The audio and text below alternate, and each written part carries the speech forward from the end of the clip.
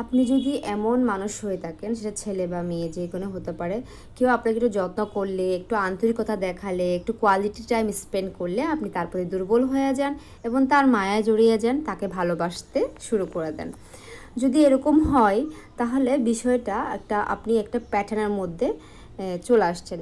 পরে যদি আপনার কখনো মনে হয় না আমি খুব তাড়াতাড়ি মনে হয় মানুষকে ভালোবেসে ফেলছি, আপনার যখন মনে হবে এই জিনিসটা, তখন আপনি চিন্তা করবেন আসলে এটার কিছু কারণ আছে। যেরকম হচ্ছে আপনি শৈশব থেকে বড় হয়েছেন, তখন আপনার বাবা মা আপনাকে ভালোবাসতেন কিন্তু সেটা ধারাবাহিকতা ছিল না।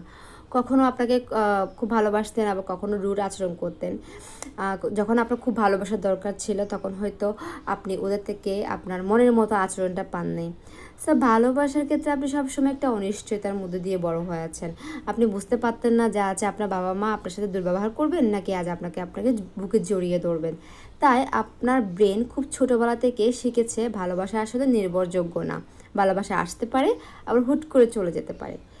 তাই আপনি যখন এই প্যাটার্ন চিনতে পারবেন এবং ধীরে ধীরে আপনার ব্রেনকে এই প্যাটার্ন চিনতে সাহায্য করবেন, তখন এই সমস্যার সমাধান হয়ে যাবে। ভালোবাসা আসলে আসে, কিন্তু এটা দীর্ঘস্থায়ী হয়। এই জিনিসটা আপনাকে বুঝতে হবে, আপনার ব্রেনকে এটা কাজে লাগাইতে হবে।